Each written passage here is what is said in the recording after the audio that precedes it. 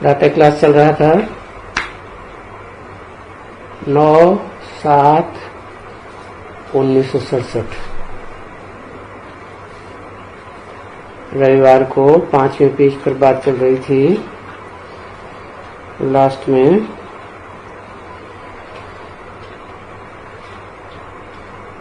कि वो राजाएं सभी विकर्म करती रहते हैं नंबरवार।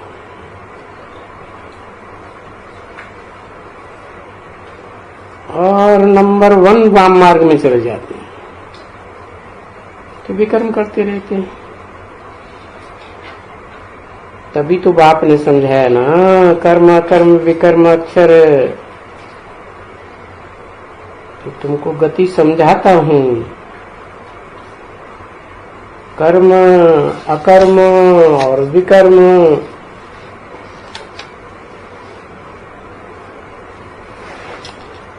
देखो कितनी सीधी बातें हैं। यहाँ माया रावण के राज्य में तुम जो भी कर्म करते हो वो विपरीत कर्म बन जाता है। काहे के विपरीत? श्रीमत के विपरीत कर्म बन जाता है, पाप कर्म बन जाता है।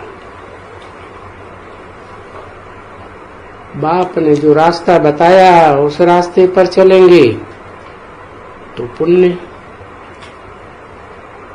मनमत पर, मनुष्यों की मत पर, धर्मगुरुओं की मत पर चलेंगे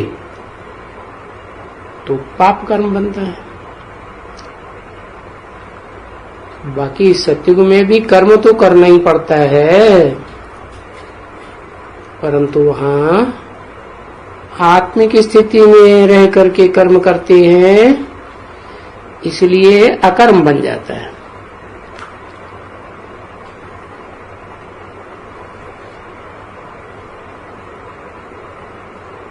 फिर पढ़ता है क्यों कहा है?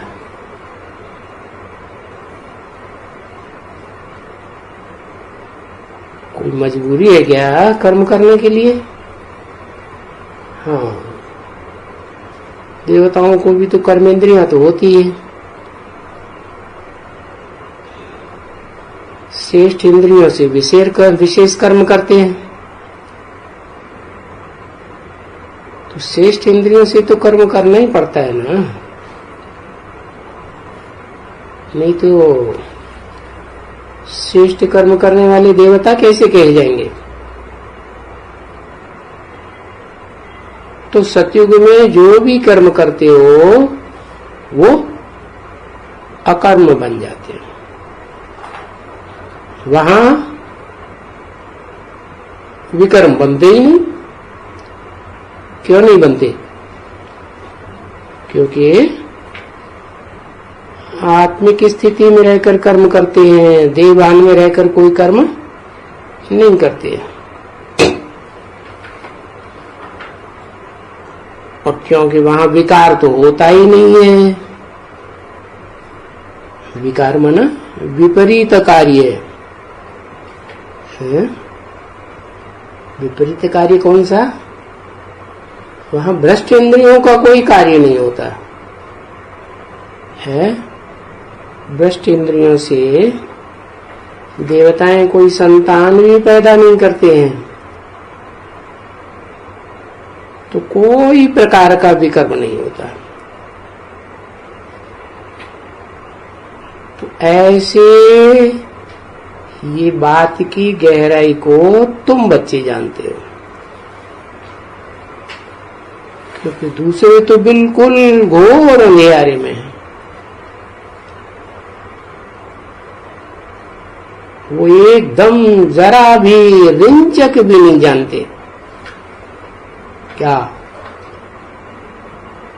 कैसी भी कोई दुनिया होती है जहां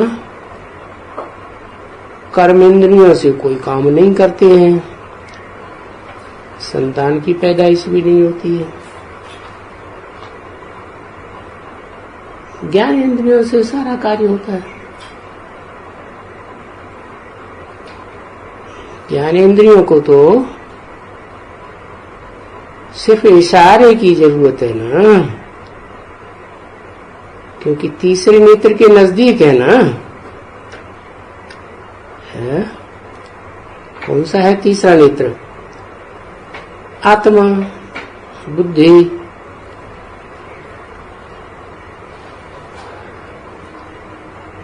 तो घोर अंधियारे में है, उनको बुद्धि का तीसरा नेत्र मिलता ही नहीं है। ये ज्ञान का नेत्र है, जानकारी का नेत्र, सच्चाई का। बुद्धि को ही ज्ञान होता है।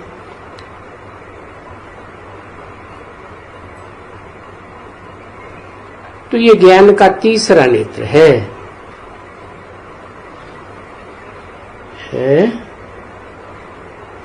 जो तुमको इतना गहराई में ले जाते हैं। काय की गहराई? ज्ञान सागर की गहराइयों में ले जाते हैं। तो तुमको कितने रत्न मिलते हैं।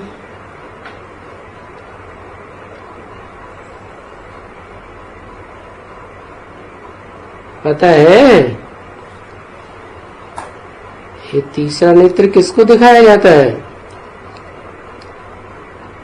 किसकी यादगार है? तो तुम सब बच्चों की यादगार। परंतु अव्वल नंबर का नाम वाला हो जाता है, जिसका नाम शिव के साथ जोड़ा जाता है। क्यों? क्योंकि शिव की बताई हुई बातें उसकी बुद्धि रूपी नेत्र में जल्दी बैठती हैं।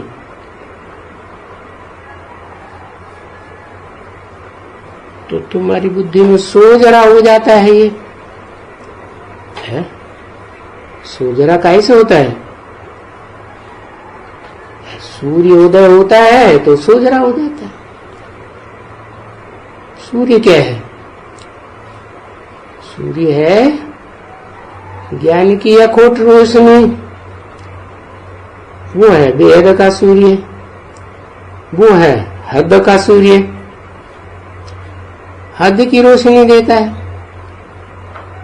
तो सोजरा तो करता है ना, तो सवेरा होता है। ये है सतयुग रूपी सवेरा, जहां तुम बच्चे तीसरा नेत्र जो आत्मा का तुम्हारा सदैव खुला रहता है, उस तीसरे नेत्र से समझ करके ज्ञान की गहराइयों को ऑटोमेटिक कर्म करते हो। तुम्हें सोचना भी नहीं पड़ता, क्योंकि वहां तो सदा क्या आत्मा का नेत्र खुला ही रहता है। और यहां कभी बंद होता है, कभी खुल जाता है। तो तुम अभी त्रिनेत्री बने हुए हो, नंबरवार है। त्रिनेत्री माने त्रिकालदर्शी। 100% त्रिनेत्री बनेंगे तो 100% त्रिकालदर्शी बन जाएंगे।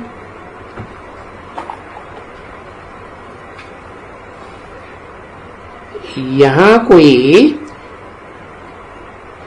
थोड़ा ही कोई मनुष्य रखा है ऐसा जिसको 3 नेत्र हो।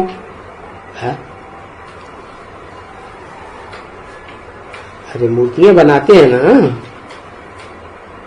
नेताओं की मूर्तियां बनाएंगे, राजाओं की मूर्तियां बनाते हैं, शिवाजी की मूर्तियां बनाते हैं ना, राणा प्रताप की। तो उस दुनिया में उनको किसी को तीसरा नेत्र दिखाते हैं? कोई को नहीं दिखाते। कोई त्रिनेत्री त्रिकालदर्शी नहीं। है? कोई नहीं है।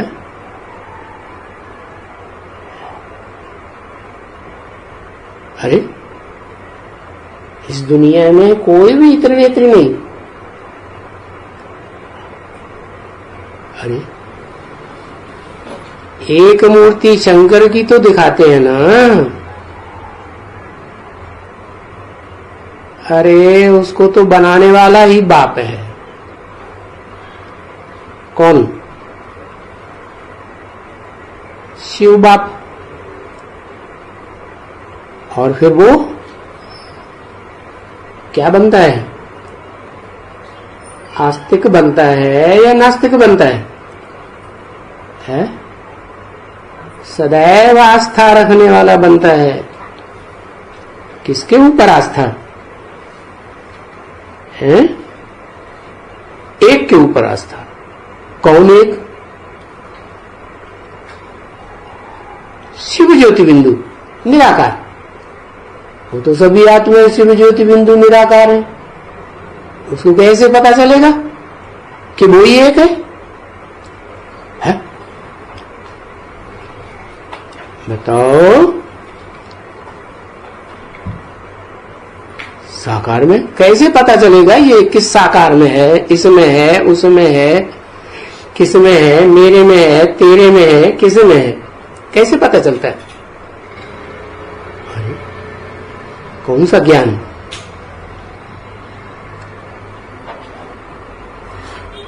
कहते हैं ब्रह्मा मुख से जो वेद वाणी में निकली उस वेद को ही ज्ञान कहा जाता है। ज्ञान का भंडार है। उस ज्ञान के भंडार को मनन चिंतन मंथन करके अपना बनाया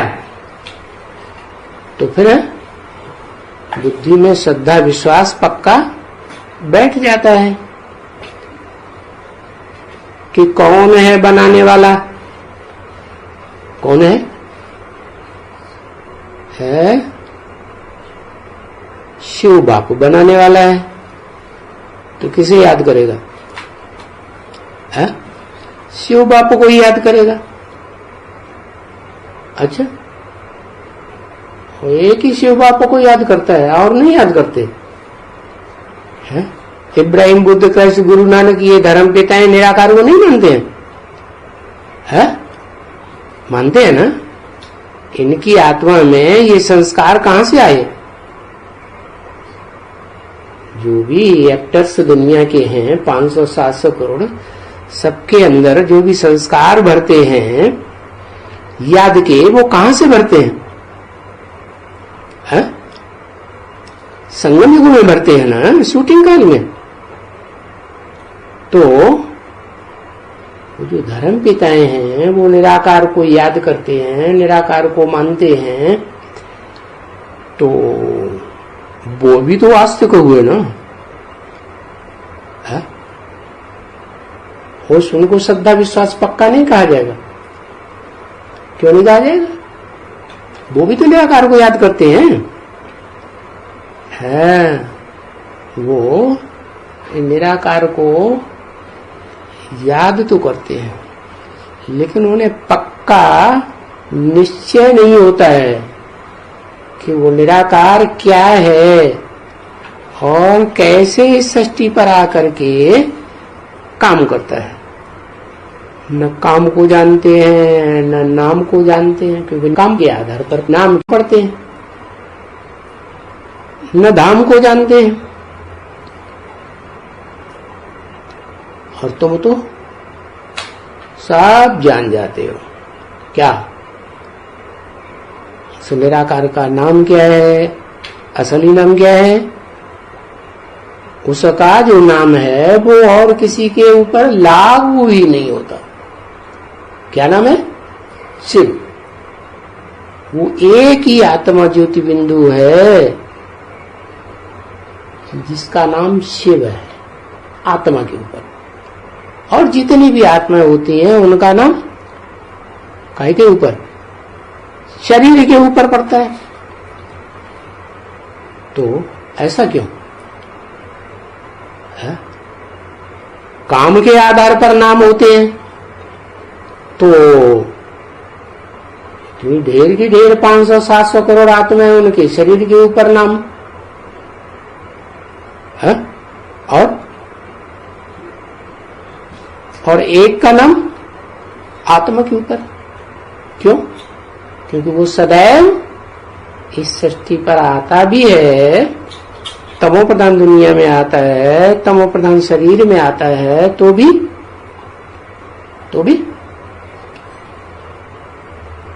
ऐसा रहता है। हाँ, निराकारी स्टेज में रहता है। और जहां निराकारी स्टेज सदाकाल है, वहां तो सब समान दिखेंगे।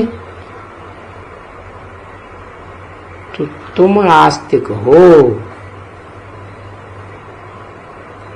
आस्तिक बनते हो, श्रद्धा विश्वास वाले पक्के बनते हो, तभी तो बनते हो त्रिकालदर्शी है। कभी है त्रिकालदर्शी नंबरवार बनेंगे, एक जैसे बनेंगे है, नंबरवार बनेंगे। क्यों? क्योंकि सब ने षष्ठी रूपी रंगमंच पर नंबरवार जन्म लेके पार्ट बजाया ना है, कि एक जैसे पार्ट बजाए। कोई ने पूरे 84 जन्म, कोई ने आधे, कोई ने पौने, कोई ने एक ही जन्म, ऐसे है ना जन्म। तो जितना जितना ऐसे दुनिया का अनुभव लिया है, उतना उतना ज्ञान बुद्धि में समाएगा। तो तुम आस्तिक भी तभी बनते हो ना त्रिकालदर्शी, क्योंकि तुमको पक्का निश्चय बैठता है कि इस दुनिया में और कोई आत्मा नहीं है जो हमारा कल्याण करे, या सब धोखा दे देते हैं। तो धोखेबाज कल्याण कैसे करेंगे तुम्हारा? तो त्रिनेत्री और सारे इस ड्रामा के राज को बिल्कुल बुद्धि में तुम एकदम धारण कर लेते हो। क्या? त्रिनेत्री भी कैसे है? जब आत्मा रूपी नेत्र सभी के पास है, तो सभी को त्रिनेत्री होना चाहिए। तो एक कोई क्यों त्रिनेत्री दिखा दिया कर मूर्तियों में है? क्योंकि एक के लिए गाया हुआ है रामायण में, क्या? ये जानो तेरी देव जनाई, और जानत तुम्हें क्या हो जाए? तुम्हें हो जाए। तुम्हें क्या हो जाए? ज्योति बिंदु हो जाए। जैसे शिव ज्योति बिंदु है, ऐसे ही संगम युग में पुरुषार्थ करते करते एक ऐसा टाइम आता है कि सदाकाल के लिए क्या हो जाए? ज्योति बिंदु ही बन जाए। इसलिए वो ज्योति बिंदु शिव भी है, और फिर शंकर नाम क्यों जोड़ते हैं साथ में? शिव के साथ शंकर क्यों जोड़ते हैं? क्योंकि वो बिंदु भी है और साकार मूर्तिमान शरीर भी है? मूर्ति है या नहीं है? मूर्ति तो है, इसलिए शिवलिंग बनाते हैं, लेकिन लोगों को पता नहीं है क्या ये किस आत्मा की यादगार है? किसकी यादगार है? किसकी यादगार है? शिव की यादगार है, एक की आत्मा की यादगार है, या दो आत्माओं के पार्ट की यादगार है? जो शिवलिंग है वो एक के पार्ट की यादगार है, या दो आत्माओं के पार्ट की यादगार है? नाम ये शंकर, शंकर माने मिक्स, मिश्रण। तो देखो, ये राज की बात तुम्हारी बुद्धि में बैठती है, तो सारी दुनिया फिर जान जाती है क्या? कि दुनिया में, खास भारतवर्ष में, गांव-गांव में, शहर-शहर में जो शिवलिंग बने हुए हैं और जो 12 ज्योतिर्लिंगम बहुत प्रसिद्ध हैं, उनमें कौन सी आत्मा काम करती है? वही शिव या शिव शंकर दोनों की आत्मा काम करती है 12 ज्योतिर्लिंगम में है सिर्फ शंकर की। हाँ, शंकर जब दो आत्माओं का मिश्रण है सदाकाल के लिए स्मृति में, तो वही आत्मा 12 ज्योतिर्लिंगम में प्रवेश करके पाठ बजाती है। तो यादगार बना हुआ है। तो शिव एक है या 12 है? एक है। फिर 12 क्यों दिखा दिए?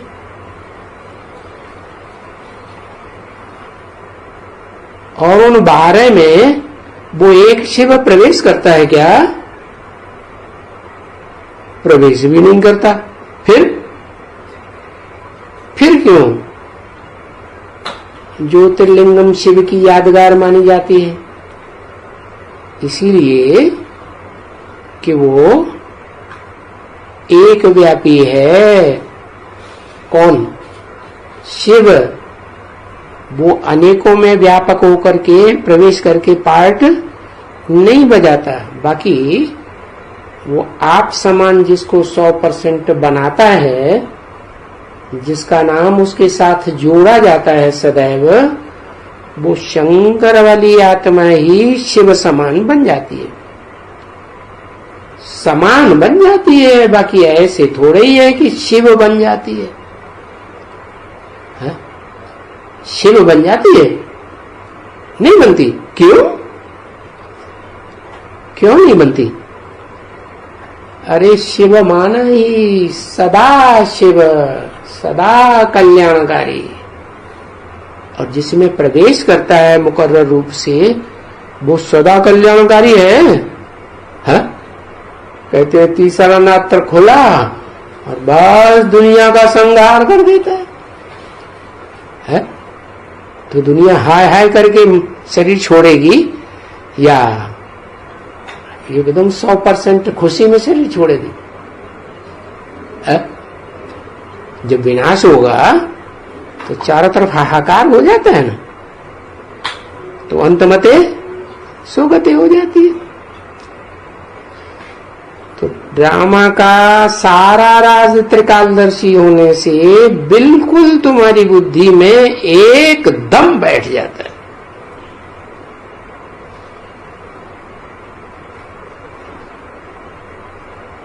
तो सारा दिन तुमको याद आते हैं। क्या याद आते हैं? क्या याद आते हैं? क्या याद आते हैं? अरे आत्मा याद आती है?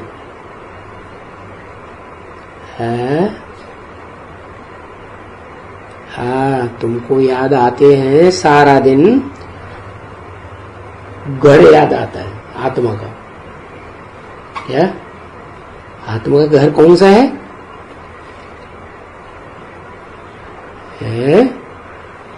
आत्मा का वो घर कौन सा है जिसमें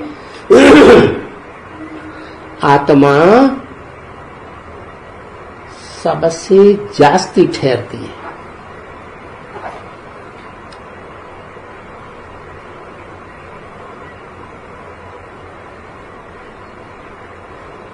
उस संबंध का नाम बताओ जिसमें आत्मा सबसे जास्ती ठहरती है।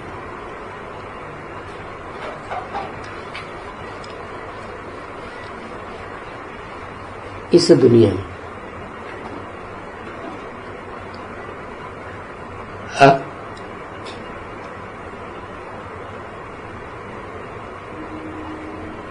दोनों का नाम बता दिया।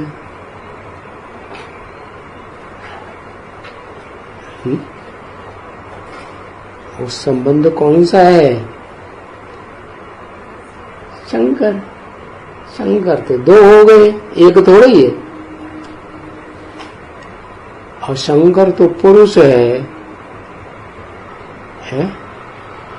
पुरुष तन में आत्मा ठहरती है क्या? है पुरुष तन में। कहें कि शंकर में, शंकर का जो शरीर रूपी रथ है उसमें कोई आत्माएं ठहरती हैं, तो 5000 वर्ष में कितने टाइम ठहरती होंगी? बहुत थोड़ा टाइम। लेकिन वो संबंध कौन सा है जिसमें लंबे समय तक ठहरती है आत्मा, और कोई संबंध में नहीं ठहरती इतनी? पत्नी में पति की आत्मा ठहरती है, ये क्या चक्कर?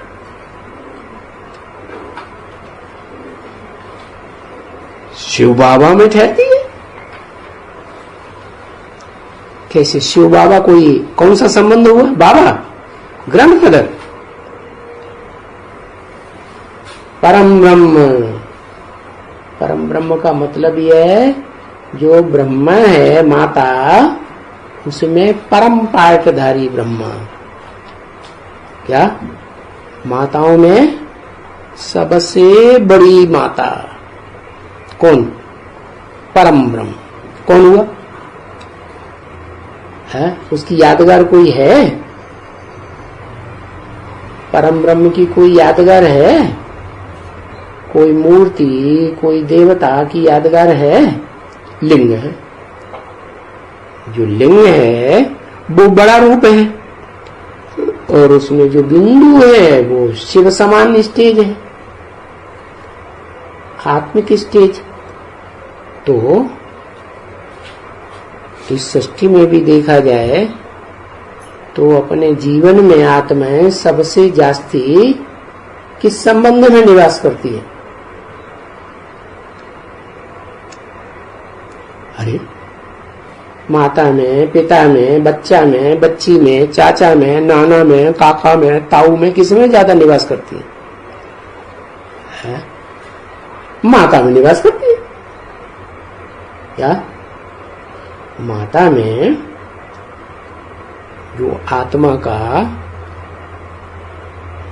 जो आत्मा के कर्मों के हिसाब से शरीर बनता है, वो भी 4-5 महीने आत्मा के हिसाब से ही बना ना। तो आत्मा का सार उसमें आ गया ना, है? और फिर 4-5 महीने के बाद वो आत्मा शरीर छोड़ करके उसमें प्रवेश भी कर जाती है, तो 4-5 महीने वो भी। तो इतने लंबे समय तक, 9 महीने तक कोई ऐसा घर है जिसमें लगातार रहे, बाहर ही न निकले? है? कौन सा संबंध है? माता का। तो वेद की माता फिर कौन हुई? वो तो हद की माताओं की बात हो गई है। वेद की माता हो गई परम ब्रह्म। परम ब्रह्म माना ज्योति बिंदु है? ज्योति बिंदु नहीं, आत्मा नहीं है परम ब्रह्म है? आत्मा तो है, लेकिन देह भान नहीं छोड़ती। माने देह भान का सार भी उसमें रहता है, शिवलिंग में। क्या? दो का मेल होगा, पुरुष और प्रकृति का मेल होगा, तभी तो सृष्टि बनेगी, है? तो शिवलिंग में पुरुष कौन है? प्योर पुरुष। और माता कौन है? माता ऊपर वाला है, हाँ, जिसमें प्रवेश करता है मुकर्रर रथ में, वो रथ ही है क्या? माता का रूप। माना जैसे लौकिक दुनिया में भी देखा जाता है, माता घर संभालती है, बाप बाहर की दुनिया में रहता है, घर में भी आता है। तो ज्यादा विशाल बुद्धि कौन हुआ? बाप हुआ। माता उतनी विशाल बुद्धि नहीं कही जाएगी। तो ऐसे ही बेहद की माता कौन हुई? परम ब्रह्म रूपी प्रकृति। कैसी प्रकृति है? ऊंची स्टेज की प्रकृति या नीची स्टेज वाली प्रकृति है? नीची स्टेज वाली प्रकृति है परम ब्रह्म है। फिर उसको आधीन क्यों किया उसने? ऊपर का शिव बाप जब इस सृष्टि पर आता है तो शरीर को अधीन करता है या आत्मा को अधीन करता है? उसका तो नारा है स्वतंत्र हो, स्वतंत्र रहने दो। तो वो आत्मा को अधीन करता है। अच्छा, अर्जुन की आत्मा को अधीन किया, उसके रथ को कंट्रोल नहीं किया। अरे है, शरीर की इंद्रियों को भी कंट्रोल करता है, और वो इंद्रियां जिस रथ में जुटी हुई है वो शरीर को भी कंट्रोल करता है। तो बताया कि जो इंद्रियां हैं और इंद्रियों को धारण करने वाला जो मन है और जो उसमें देह अहंकार है, वो सारा क्या हुआ? और नीचे टाइप की आत्मा है। क्या आत्मा भी देहभान वाली या आत्मा विमान वाली? देहभान वाली। तो उसका नाम दिया परम ब्रह्म। किसका? लिंग का कि बिंदु का? किसका नाम परम ब्रह्म? लिंग का नाम, जो बड़ा रूप है उसका नाम परम ब्रह्म दिया। सृष्टि में भी जो जड़त्वमयी 5 तत्व हैं वो ज्यादा विस्तार में फैले हुए हैं या आत्मा विस्तार में फैली हुई है? 5 तत्व मिलकर के 5 तत्वों का संघात पृथ्वी कही जाती है। तो उसका नाम बड़ा है पृथ्वी। पृथिव्याति पृथ्वी, जो फैलती जाती है? तो बड़े को कहा जाता है माता, पृथ्वी माता, धरणी माता। तो ऐसे ही वो परम ब्रह्म क्या हुआ? दुनिया की बेहद की बड़े से बड़ी माता हो गई। क्या क्या हो गई? माता। और पिता? पिता वो जो उसमें ज्ञान का बीज डालता है।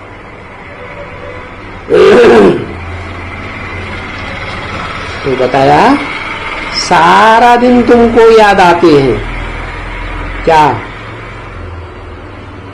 वो परम ब्रह्म लोग से कहते हैं मूल वतन है। कोई बच्चा जन्म लेता है, बड़ा होता है, तो कहते तुम कहां से आए? तो क्या जवाब देगा?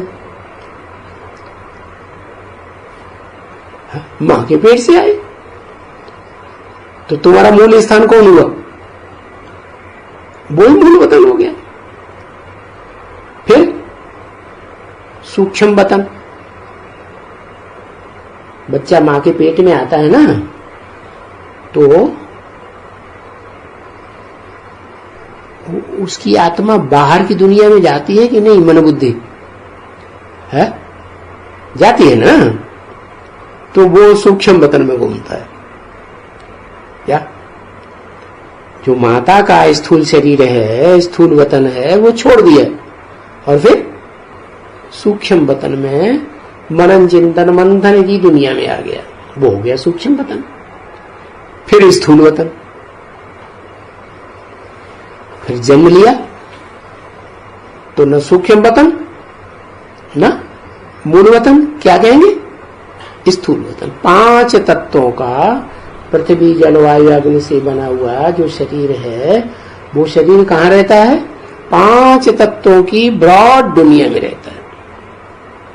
तो सारा दिन तुमको ये याद आते रहते हैं, क्या, मूल वतन, सूक्ष्म वतन और स्थूल वतन। और फिर उनके 84 का चक्कर, क्या, जो आत्मा है तो 3 वतन में चक्कर लगाती रहती है संगम में, तो फिर 84 चक्र में आती है कि नहीं। तो ये सब तुमको बुद्धि में बैठता है।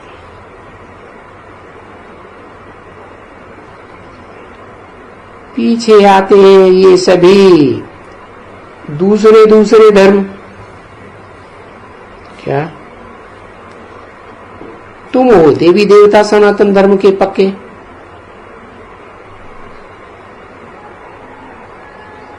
तो तुम्हारी इतनी वृद्धि नहीं होती है। तुम पहले पहले षष्ठ रूपी रंगमंच पर आते हो ना पार्ट बजाने, तो तुम थोड़े होते हो है। और ये जो दूसरे धर्म वाले हैं, इब्राहिम बुद्ध क्राइस्ट वगैरह आते हैं, तो ये वृद्धि को पाते हैं। दुनिया में जनसंख्या बहुत वृद्धि हो जाती है, तो इतने ढेर के ढेर कोई सदगति को थोड़ा ही पा सकते हैं? पा सकते हैं कि नहीं पा सकते? नहीं पा सकते। अच्छा, एक जन्म की सदगति नहीं होती उनकी है? तो ये क्यों कहा सदगति को नहीं पा सकते है? पाते तो हैं, लेकिन जो 84 के चक्कर की बात बताई, उस पूरे 84 के चक्कर में वो सदगति को प्राप्त नहीं कर सकते। पूरा तो छोड़ो, आधे में भी नहीं आते है। उनको कोई गुरु नहीं कहा जाता है। क्या गुरु माने? गुरुत्व आकर्षण जिसमें हो, क्या, जैसे कहते हैं ना माता गुरु है, तो धरणी है माता गुरु, उसका बच्चा कौन? जो धरणी माता का अव्वल नंबर बच्चा कौन? चंद्रमा है ना। तो वो चंद्रमा किसके आकर्षण में रहता है? सूर्य के आकर्षण में रहना चाहिए। सूर्य ज्यादा पावरफुल है, ज्यादा बड़ा है। सारे ग्रह उपग्रह, ये जो सितारे हैं वो सब सूर्य के आसपास घूमते हैं, लेकिन चंद्रमा है, चंद्रमा पृथ्वी का चक्कर लगाता है। क्यों? क्योंकि पृथ्वी में आकर्षण शक्ति ज्यादा है। तो सबसे बड़ा गुरु कौन हुआ चंद्रमा के लिए है? चंद्रमा के लिए सबसे बड़ा गुरु हुआ पृथ्वी, धरणी माता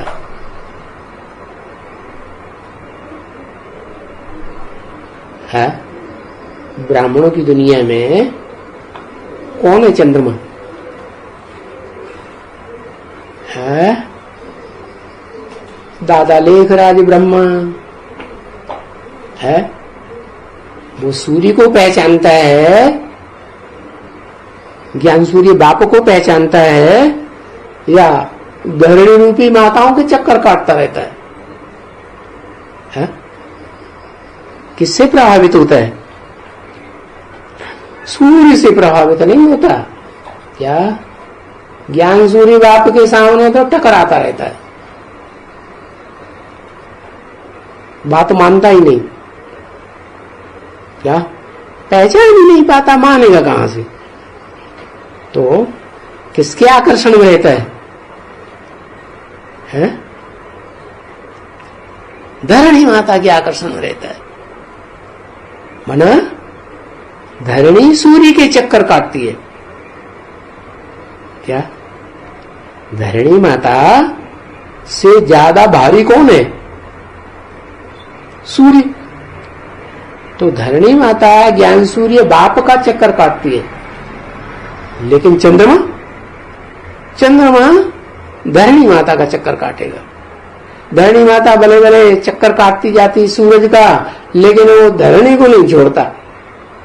क्या धरणी चक्कर काटती है तो उसके साथ वो भी चक्कर काटता रहता है, उसे पता ही नहीं चलता मैं किसका चक्कर काट रहा हूं।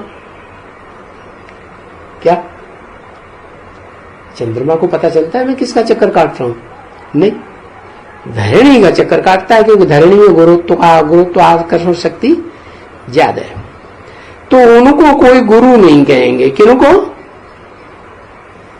धर्मपिताओं को। दूसरे जो धर्मपिताएं हैं उनको गुरु नहीं कहेंगे। इसलिए गाते हैं गुरु ब्रह्मा गुरु विष्णु गुरुदेवो महेश्वर है, गुरु साक्षात परम ब्रह्म। अच्छा, बड़े से बड़ा गुरु हो गया परम ब्रह्म। माना जो ज्ञान चंद्रमा ब्रह्मा है वो भी गुरु है या नहीं है? है, गुरु है। क्या सबका गुरु है? नहीं। किसका गुरु है? जो रात में निकलने वाले सितारे, ज्ञान सितारे हैं, उनका गुरु है। रा का पति कहा जाता है। बाकी जो दिन के सितारे हैं वो थोड़े ही उसको अपना गुरु मानते हैं। मानते हैं? नहीं मानते। तो देखो बताया, वो जो धर्मपिताएं हैं उनको गुरु नहीं कहा जा सकता। क्यों? क्योंकि उनमें इतनी आकर्षण शक्ति नहीं है जितनी आकर्षण शक्ति परम ब्रह्म में है और नंबरवार ब्रह्मा नामधारियों में। क्या जो भी ब्रह्मा नामधारी माताएं हैं वो नंबरवार हैं कि एक जैसी हैं? नंबरवार। तो ब्रह्मा नामधारियों को तो गुरु कहा जा सकता है। उनमें भी बड़े से बड़ा गुरु हुआ परम ब्रह्म। क्यों? शिव क्यों नहीं? है? शिव बड़े से बड़ा गुरु क्यों नहीं? अरे बोलो ना। है? हाँ, क्योंकि सदगुरु मिला दलाल, साकार में ही सदगुरु होता है, गुरु होता है। क्या गुरुत्व आकर्षण शक्ति कब होगी? जब साकार में होगा तो गुरुत्व आकर्षण शक्ति होगी। साकार में तो है ही नहीं, बिंदी, तो आकर्षण करेगा? है? अच्छा, आकर्षण नहीं करेगा। तो शंकर का नाम उसके साथ कैसे जुड़ा हुआ है? शंकर को याद करता है, शंकर याद करता है शिव को, ज्योति बिंदु को, है अपन को आत्मा समझ करके याद करता है कि नहीं शिव को? तो आकर्षण शक्ति है तभी याद करता है कि नहीं? है? शिव समान हो गया इसलिए याद करता है। वाह भैया, पहले ही समान हो गया, याद करना बाद में। ये बहुत बढ़िया बात बताई है। हाँ हाँ, क्योंकि जानता है ना कि शिव आकर्षण में आया। शंकर आकर्षण में आया शिव के या शिव आकर्षण में आया शंकर के? प्रैक्टिकल में क्या हुआ? मुसलमान लोग नाम तो देते हैं खुदा, खुदा आता है, बुलाने से नहीं आता। तो खुदा आता भी है तो पहले पहले किसके पास आता है? उसी के पास आता है जिसके साथ उसका नाम जोड़ा जाता है? तो क्यों आता है?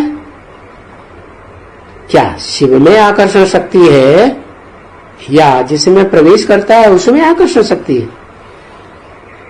है? गुरु में आकर्षण शक्ति है।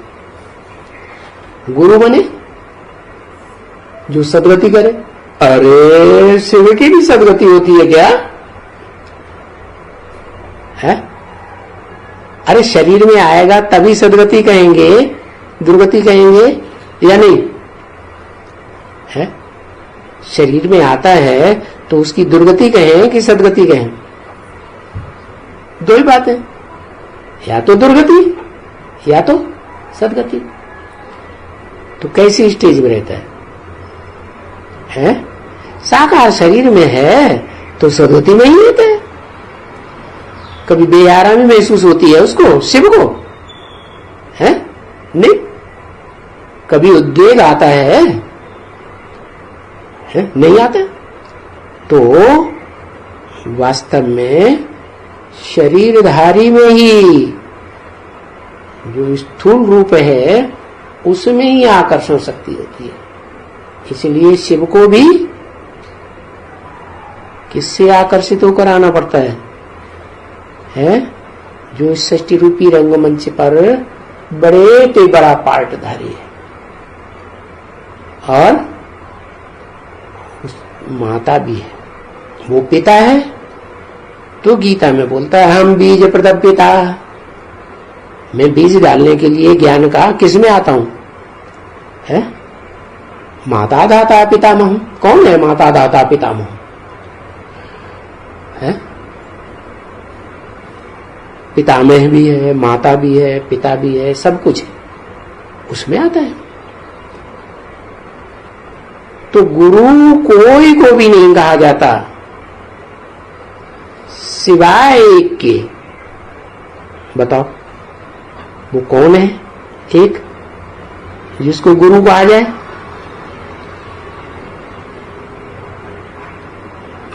वो एक कौन है जिसको गुरु कहा जाए? बाकी उसके मुकाबले उतनी आकर्षण शक्ति और किसी में नहीं।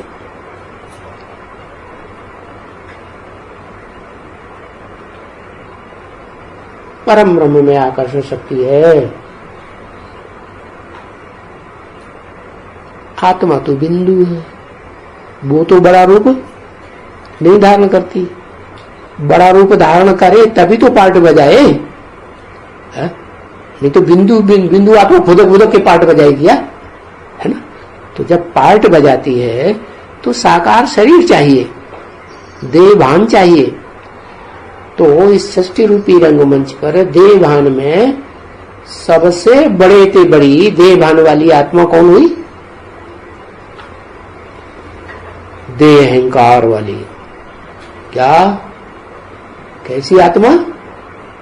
बड़े से बड़ा देह अहंकार। कैसा देह अहंकार? आदम। सृष्टि के अंत में वो आदम वाली आत्मा भी जन्म लेते हुए जब इस सृष्टि रूपी रंगमंच पर होती है तो बड़े से बड़ा आदमी। क्या? कैसा आदमी? ऐसा बड़ा आदमी जिसमें इस दुनिया की ऊंची सी ऊंची रूह सुप्रीम सोल प्रवेश करती है। तो वो हो गया सदगुरु। उसको कहेंगे सदगति। क्या? सबका सदगति दाता कौन कहा जाता है? सबका सदगति दाता राम। किसी और का नाम लेते हैं? कभी कहते हैं सबका सदगति दाता कृष्ण है, सबका सदगति दाता लक्ष्मी? नहीं कहते ना, एक को कहते हैं। सदगुरु। सुंदर मेला कर दिया जब सदगुरु मिला दलाल। मिलन मेला, मिलना जुलना कब होता है? बड़े ते बड़ा सदगति। कहते हैं दुनिया में बड़े ते बड़ा मेला कहां लगता है? बताओ। है? अरे राम राम राम, कुंभ का मेला देख तेरे गंगा सागर मेला। अरे वो तो एक ही बार लगता है, बड़े बड़े मेले बार बार लगते हैं।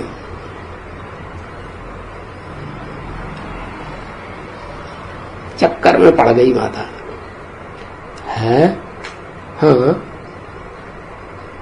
इलाहाबाद में वो कुंभ।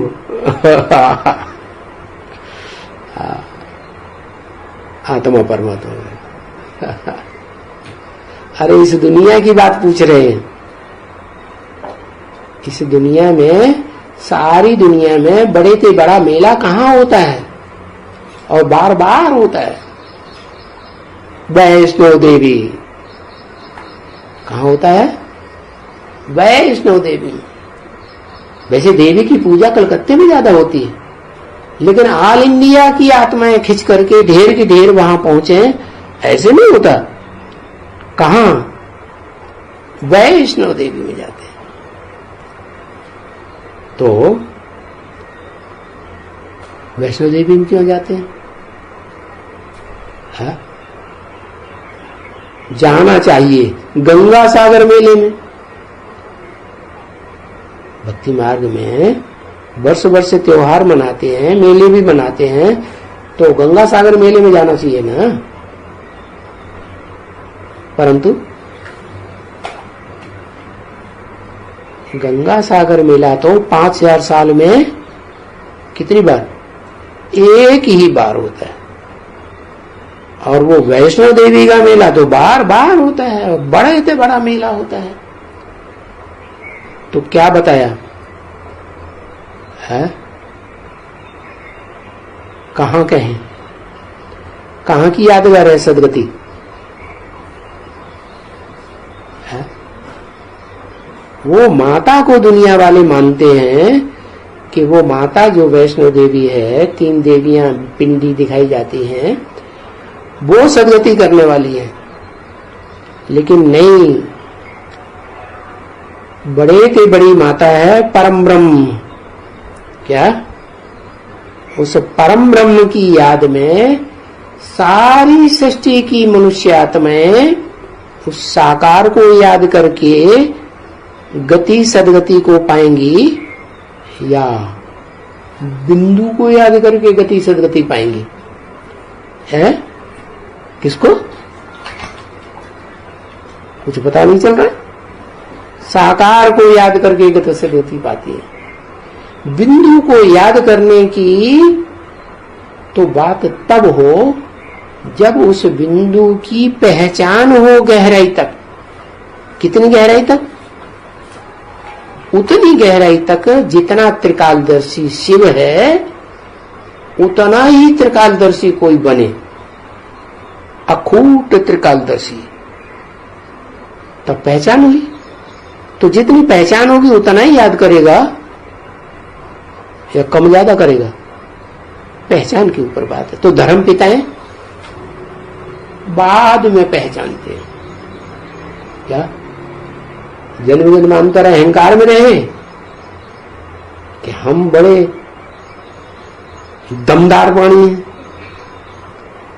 तो वो अहंकार अंतिम जन्म में जल्दी छूटता ही नहीं। भगवान भी इस सृष्टि पर मुकर्रर रथ में आ जाता है तो भी उनकी बुद्धि में नहीं आता कि आदम के तन में शिव भगवान आते हैं निराकार, और वो सारी सृष्टि की सदगति करते हैं। कैसे? उस आदम के उस निराकारी स्टेज वाले शरीर को याद करके, लिंग जिसकी यादगार है। तो वो कोई गुरु सदगति करने वाले थोड़े ही आते हैं। जो धर्म पिताएं बनकर आते हैं, नहीं। सदगति करने वाला कौन हुआ? एक शिव बाबा। शिव माने ज्योति बिंदु आत्मा और बाबा माना शरीर। ओम शांति।